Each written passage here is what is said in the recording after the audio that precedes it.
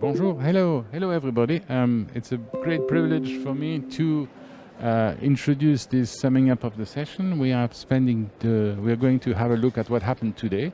You've been organized, I'm told, like onion rings. So each one of you has to talk about your session. We're summarizing the Financing Conservation Day. And as you know, I did not participate to any of the sessions, apart of one or two, so I will probably not be able to ask a lot of probing questions, but it will be very interesting to hear what you have to say. So we will start with you, Esteban, is that right? Am I on the right? No, the other way. The other one. We'll start with you, Paule. We'll start with you, sorry. I took you for the wrong person, I'm sorry. So, Paule, would you like to take us through your session, which, if I remember well, was about funding for biodiversity in the Mediterranean? Institutional, bilateral and multilateral donors. This is one I attended, so I will be able to ask probing questions if you get it wrong, okay? Okay, so I'll be very careful about what I say. Thank you, André. So rather than a summary, it's more the general ideas that I thought were more striking from what our great panel came up with.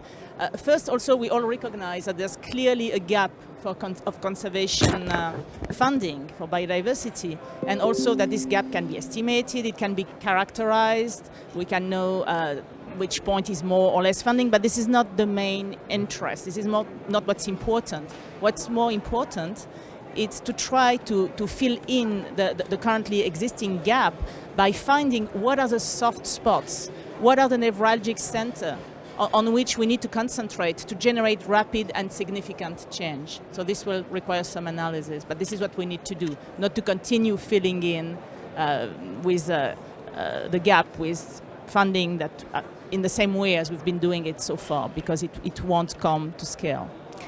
Another point that all the panelists made was about innovation, that innovation will definitely be needed, some technical innovation, some financial innovation, but they were thinking more in the sense of retrofitting our system with more social and generational intelligence and integrating the pieces of the previous silos that are exploding now for getting some harmonious circulation of financial flow from the sources to destination with maximum efficiency.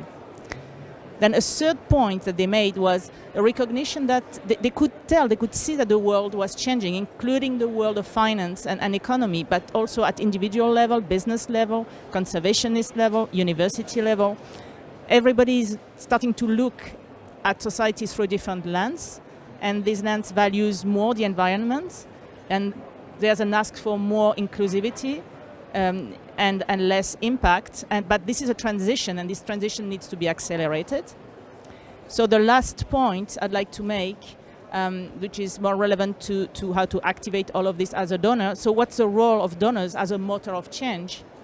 And our panelists told us that donors can be facilitators to increase the political will, to demonstrate, for example, solutions that work, or to fund the demonstration of solutions that work, to fund support of policy influence, to fund denunciation of environmental and climate crime, for example.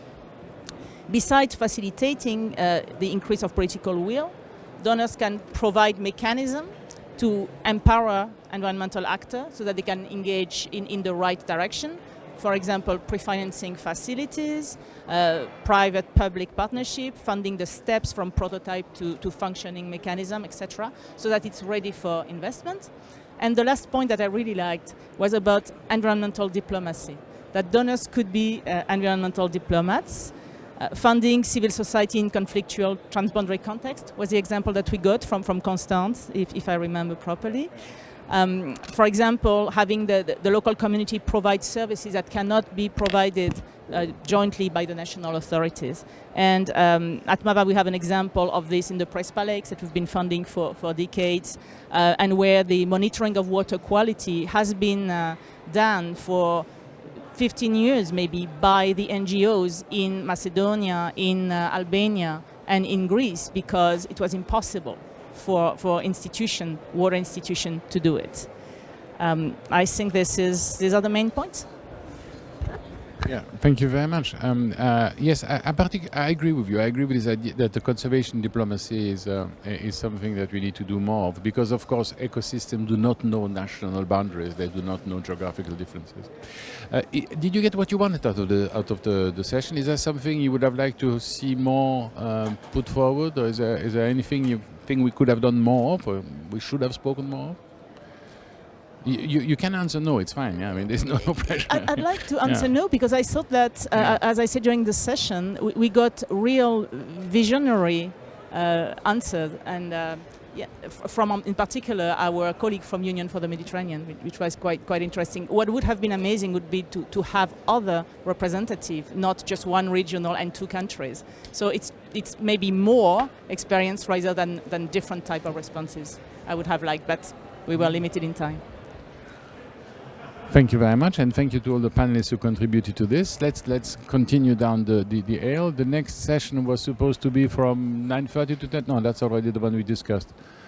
Yeah, that's the one, from 11 to 11:45. So I will read out the title: Collaborative Approaches to Funding, Donors and Beneficiary Standpoint. So after having spoken about the funders, we're now talking about the people who are receiving the money. So Lina, you want to take us through? Yes, thank you so much. So this session was split in two. So the recipients, Adèle is going to talk about that after. But the first part of the donors was around donor collaborations, and we took a concrete approach to show this via an informal group, which is called the Med Donors Roundtable, which has existed since 2012, involving 8 foundations who came together, just realizing that they are interested in the same areas and that there were possibilities to collaborate, but realizing that there wasn't enough collaboration. So we thought about a collaborative tool, a mapping exercise, and we showed that mapping during the panel. So it's a mapping of grants from our foundations participating in this effort, and it's providing an idea about the funding landscape in the Mediterranean and what happens where and what is funded by who. So we then used this tool to try to look at specific projects and collaborations when talking to the panelists. Paule and Pierre and others were on the panel. So, and then we highlighted, first of all, a few collaborative efforts. For example, the recent Monk-Seal Alliance, which is a partnership between 5 foundations, including MAVA, ourselves at the Prince Albert II of Monaco Foundation, and Thalassa, who are part of this mapping project. We also discussed duplication of efforts and how to deal with that, and how this mapping can can help avoid that. Pierre was saying that yes, co-funding is certainly one way to collaborate, but another way is to realize that we can be complementary in where we put our euros. So it may be that some donors can not fund certain activities or certain regions.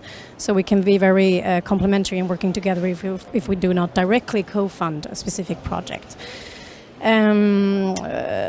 What else?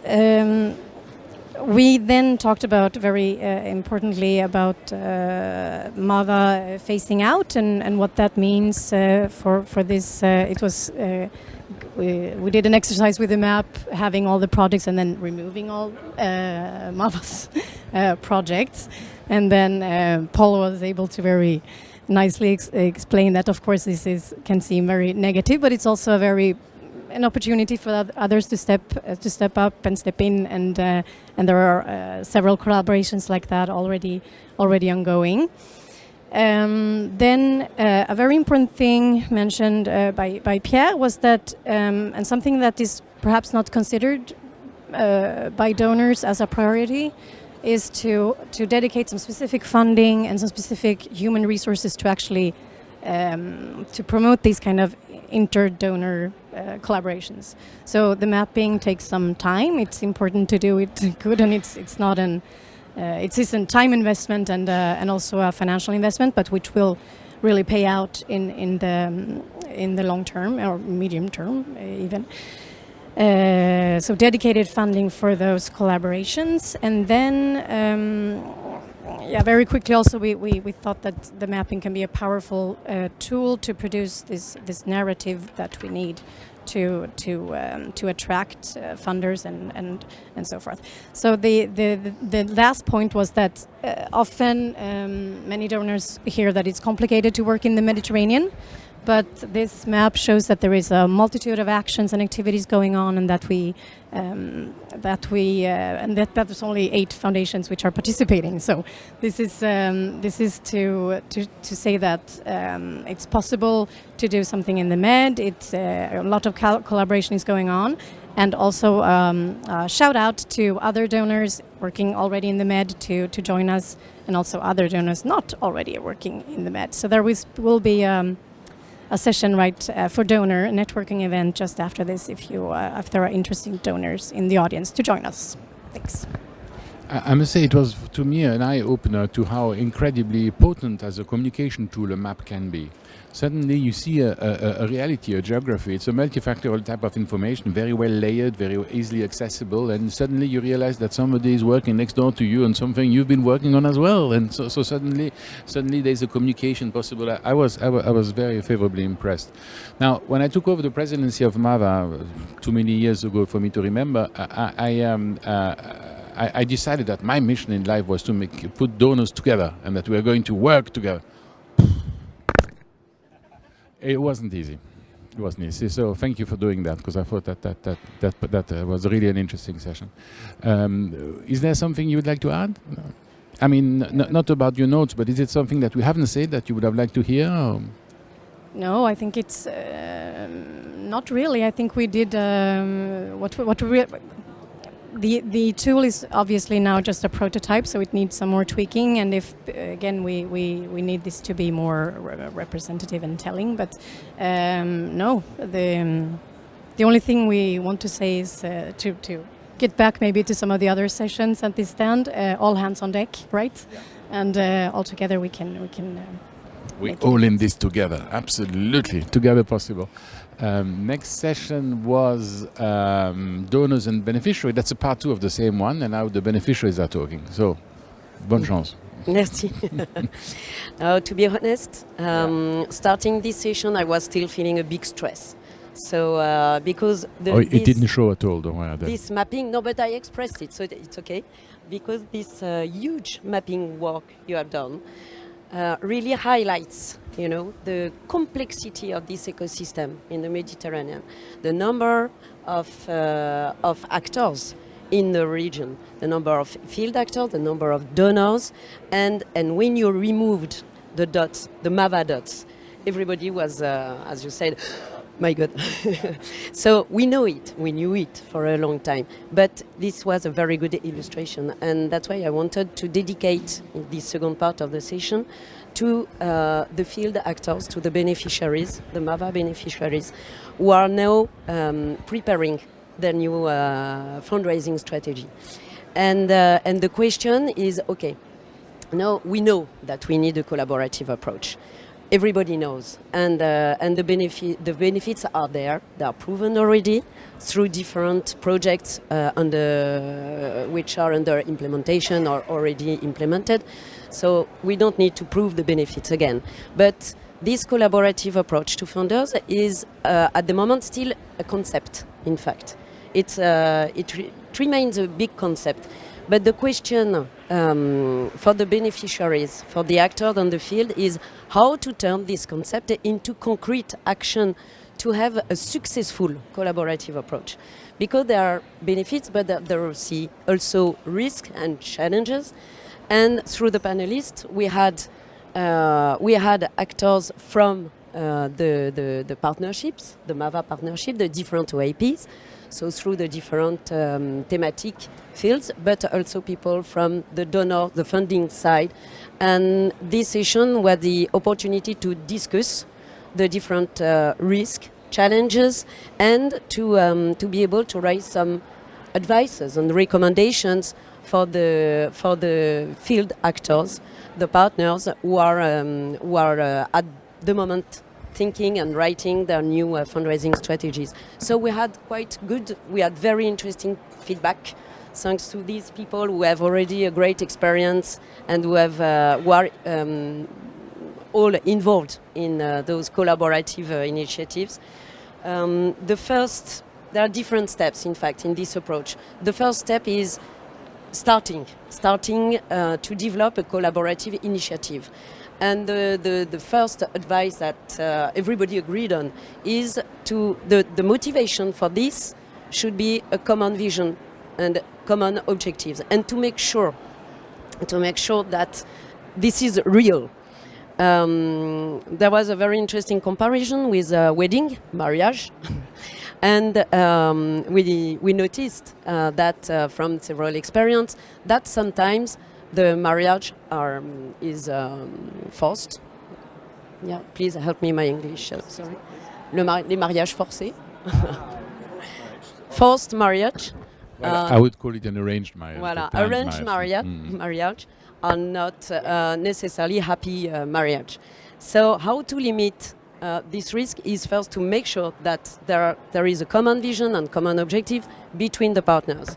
And from the MAVA experience is very great experience because the fact that there were so many meetings between actors and a big transparency between the actors also. For example, very concretely, the development of a common joint project proposal led to discussion at technical level, but also at financial level. So there was a complete transparency during the whole process, and that led to a good coordination based on the transparency and honesty, and that the starting point for this collaborative approach.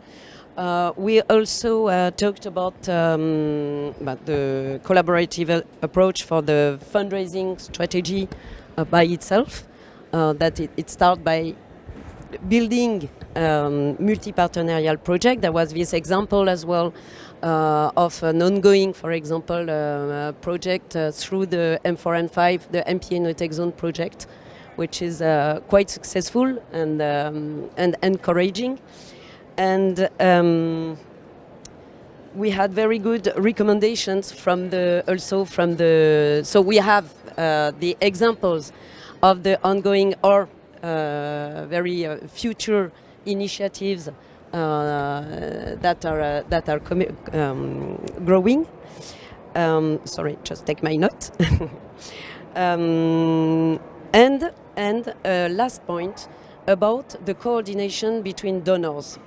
That is something a bit forgotten when we are talking about the collaborative approach to fundraising. But this point is also very important because we can, the conservation actors can develop their multi-partnership proposal. They can implement their project. But if there is a lack of coordination between donors, that can lead also to negative side effects with duplication of efforts and maybe some waste of time, energy and money.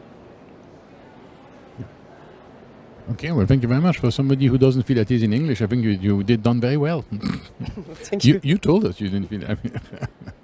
No, I mean, maybe just a footnote to say that arranged weddings are sadly more frequent than passion ones, and maybe the arranged weddings are the one that happen the best. I don't know. It might be something we can discuss. It's a civilization issue, which perhaps it does not enter into our conversation. So the next session we want to have a look at is the one that happened on the central stage, which was the Conservation Trust Fund's conversation, including the launch of our new initiative with the Fondation Prince Albert de Monaco. Thank you very much to all participants of Prince Albert who are here tonight. Who wants to report on this? I can. Lina, okay. Yeah, I can report on this one. Thank you. If you want. Yeah, first I just want to thank MAVA for having organized this session. We had a great work of preparation with Paule for this Conservation Trust Fund session, and the idea of this session was to focus on those specific tools that are Conservation Trust Fund. And we had a presentation of the only 2 Conservation Trust Funds that are actually operating in the Mediterranean region, the PONT in the Balkan region, which is a regional trust fund between 3 countries, and the Med Fund, which is a trust fund dedicated to marine protected areas in the Mediterranean region. And I think that three main ideas, 3 key topics. I have in mind those 3 topics. First, it's the added value of such trust fund are permanence. We had this word of permanence from AFD, and I think I like it a lot because it means that this is a long-term financing tool, and this is what is needed when you are a protected area manager. So this permanence, which is different from a project-based approach. So this is one of the added value that has been highlighted by the panelists. The second one that was highlighted is that trust fund, at least those 2 ones, are also cooperation tools, because there is a political dialogues between countries in the Mediterranean region, or even between countries in the Balkans. We were not totally agree in the past, but finally they did agree to protect these fantastic lakes. And then we had also in common another things with the PONT is that those conservation trust funds then do focus on running cost. And this is not really sexy when you go to a donor and say, okay, can you help us with those running costs? But it makes a whole difference between paper parks and effective protected areas. Could be terrestrial protected areas or marine protected areas. So this focus on running cost is really key when you develop those trust funds. And then we need to certainly to brand them to attract the interest of donors. Then we had also a presentation done by Linda about the different window between the endowment and sinking fund, and what is the difference between the 2 of them is that the endowment, you keep the capital and you are only using the interest generated by this by your investment, whether that in the sinking you are using the interest rate plus part of the capital. And we said and we highlight that it's better to be as diverse as possible when you design a conservation trust fund, so that you can offer a different window of opportunity to your donors, because some of them do not really want to have their funding completely locked for a long-term period, because they want to make sure that you use the money in a certain time. So this is actually the case for the case for PONT and the case also for MedFund. We have a diversity of windows of investment. And then what I also keep from this session in the importance of keeping connection with Pont, because we have a lot of in common. And I didn't speak to Miriam before today. She's a great lady. She's a very great leader, and her work is just amazing. And we talk about our experience, and I think that we will keep in touch, because even though they are more into the terrestrial part and we're into the marine, we are facing the same kind of challenges. So I hope that the message, we had the AFD with us in the board. Unfortunately, we didn't have KfW with us, but maybe we hope to see them tonight or another time to promote this kind of mechanism. And then at the end, I have to finish and to say that at the end, we were really pleased to sign an agreement with the MAVA Foundation. Thank you so much for your support. Because we have launched a window within the Med Fund that will be fully dedicated to highly protected or seriously protected MPA, as our scientists said this afternoon. And the Prince Albert II was here also, so we had a lot of people, a lot of pictures, so that was a great afternoon. Thanks. Well, thank you very much. It was very positive feedback. That's very good news. I mean, the idea that you meet somebody who does the same sort of thing is all about this MAVA WAP approach. You know, we want people to talk to each other, and if you can love each other after this is even better. Thank you very much for mentioning this, and we'll move on. Yeah. Okay, so this session is very different. I mean, you've been speaking about large trust fund, huge amount of money, and we've been focusing on small grants. Yeah, so well, size does matter. I'm sorry. We actually talked about it not too long during the event, but maybe the title of the session should have been "Small is Beautiful." So we discussed a bit about the importance of this small grant and the benefit they could bring to conservation in a hotspot for conservation. First, I mean, it has a very important role in terms of empowering the civil society organization, and in particular for the very young organization. And we had the example of FPAII OSCAN in North Africa, helping the brand new organization to really start and get legitimacy, the legitimacy that organization can get through of their first international funding is something that is very important, not only for them to grow and then to get more funding and sometimes to become an important partner, but also in terms of being more legitimate with the governmental agencies, with the other actors, the private sector, and to get stronger and raising their voices in a stronger way.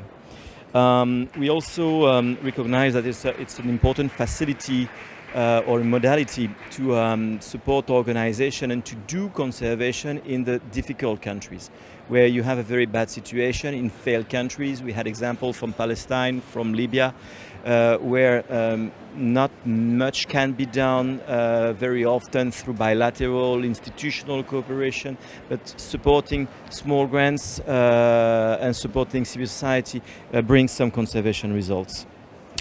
And finally, also, it's an instrumental way to cover all the dimensions of civil society, because the functional civil society in a country is composed of not only one or two big organizations in a position to do many things, but you have to understand this as an ecosystem with different organizations, some working on the field with local communities, some doing research, some doing inventories, some doing awareness raising in another place, some doing legal work or advocacy.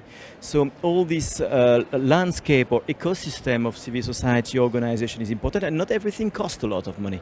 You have activities that do not cost much and bring a lot of good results. And we had insightful examples from the different panelists about that. Then we also spoke about the challenges, as the small grant mechanism is a risky business, that we have to understand the need to take some risk. And when you do small grants, not all projects will be successful. It's also in relation with the fact that small grants are also to pilot initiatives, to do innovative work. And of course, when you do innovative things, sometimes you fail. And our donors, the donors of small grant mechanisms, have to recognize that and accept that some of the project will fail. And also we discussed the fact that it's a difficult job. It requires an expertise. It's a completely different job from doing large grants, and it doesn't require less staff and less resources to manage it properly. And you don't wake up in the morning and say, I'm going to set up a small grant mechanism, because it requires a specific expertise. So yeah, that's about it for this session. Thank you. This was masterly summing up. I was making a joke about size before, but I'm well aware of the fact that administrating small grants, there's a lack of proportionality compared to the size of the grant. So, yeah, it's an own skill. Well, thank you very much. And now we're coming to the last session, which is the it doesn't have a particular title, so just go. No, sorry. Am I forgetting something? No, sorry. But anyway, you go on. Sorry, Esteban, please. Thank you very much. Earlier you mentioned that we were layers of an onion, so I was very curious to know if I was on the outer side or on the inner side. Because I don't know, but when I peel an onion, I always discard the outer layers and the middle if it's green as well. So whichever way, I'm you're definitely the outer side. Sorry. Very good. I'm first of all, before reporting on the session, I am very happy that the Mediterranean and the Mediterranean Solutions Stand has been getting the level of participation and attention, because the Mediterranean has been a long forgotten region for many years, and it seems that there is a new energy around it. And at a time when we're gonna, there have been some big exceptions like MAVA and another few donors there for many years fighting for the Mediterranean. But I want to think that there's a new era coming for the Mediterranean. I sense interest from philanthropists. I see some leading businesses like Iberostar. I see Gloria there, who is leading an amazing change of a multinational towards sustainability. And this brings hope, and I think that's fantastic to recognize.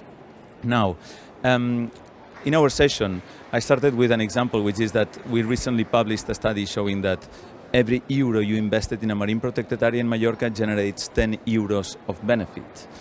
And that helps illustrate the massive asymmetry that exists between how much we get from the environment and how little we give back. So that we all know that the natural environment suffers a chronic finance deficit, and we need to correct that. So the other element of the reflection was that there is lots of theory about financial mechanisms. Lots of theory. I was trained as an environmental economist. I've read lots of articles and papers. And yes, the services, the goods are there. And it's very simple. Create a revenue capturing mechanism and you raise lots of money. Well, actually, in practice, finance mechanisms are the exception rather than the norm. So we were very happy that in this session we had 3 speakers that demonstrated how they have implemented this in practice. We had Yusra Madani from WWF North Africa, who talked about the Cebu Water Fund, which is a public-private partnership for river basin restoration.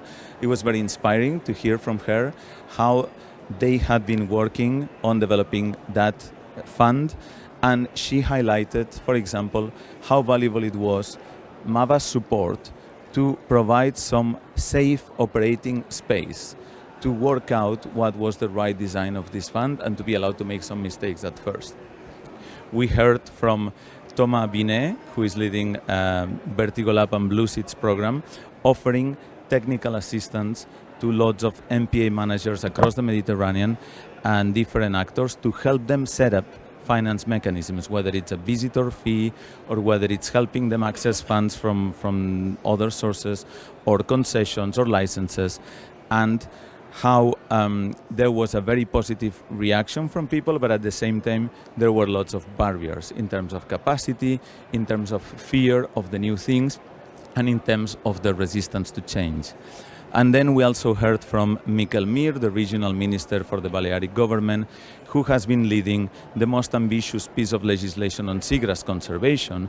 And within this piece of legislation, there is one finance mechanism, which is the Posidonia Fund.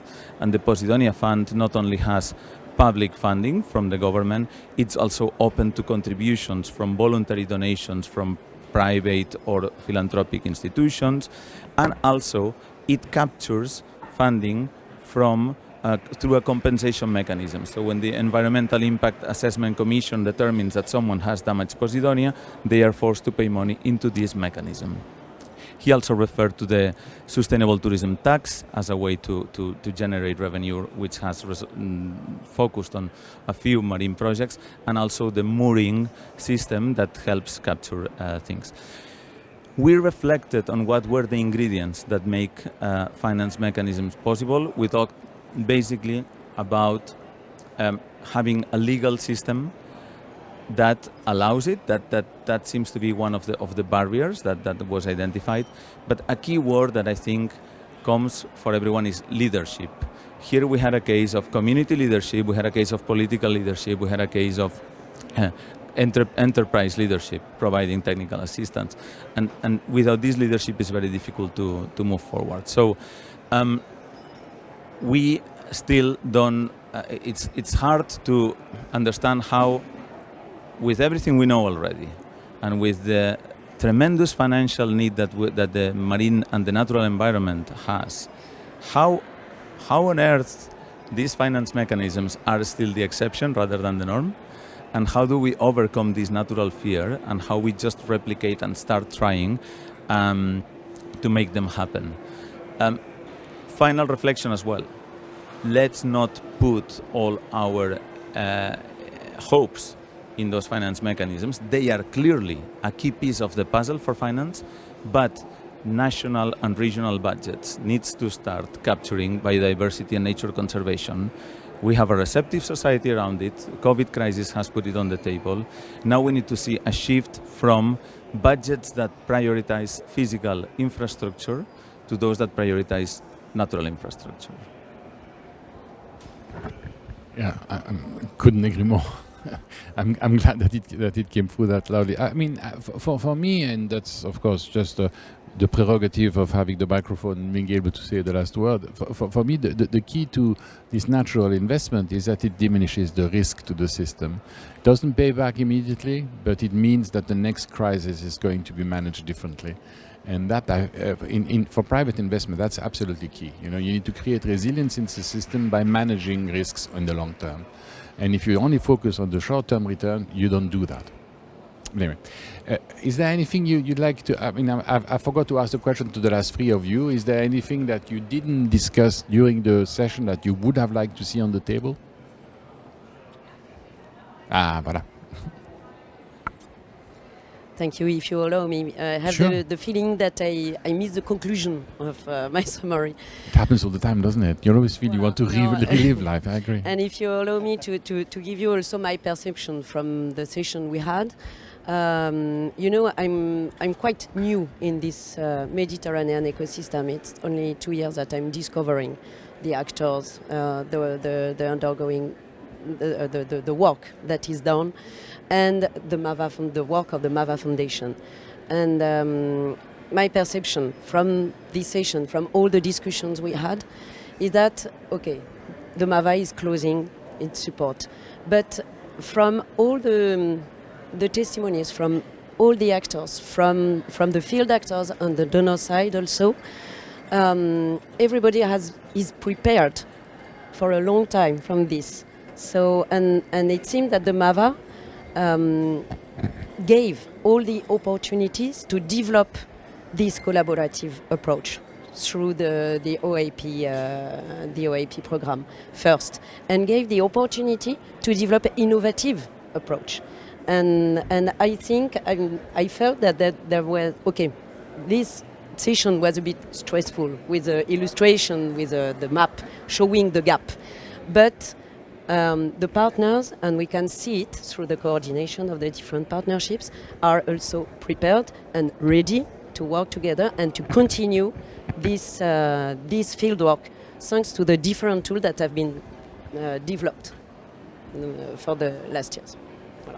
Well, one of the thought process behind the creation of the Outcome Action Program was precisely that. How can you increase, again, resilience, risk management by diversifying the base? which I think is important for each individual participant and for us on our way out. So I think that brings us to the end of our session of today. I just would like to say that I'm very excited about the quality of the work done in the Mediterranean, because I think that the Mediterranean is one of these regions. I agree it has been neglected over the years, but it is the cradle of a Western civilization. And if we don't succeed in making something impactful there, then I would say it's even more difficult somewhere else, because there is an experience, an accumulated intelligence, an accumulated knowledge and accumulated know-how, which I hope will be demonstrably superior to what happens in other parts of the world. So thank you very much to everybody, and I think that's the end of our session, so we can go offline. Thank you very much.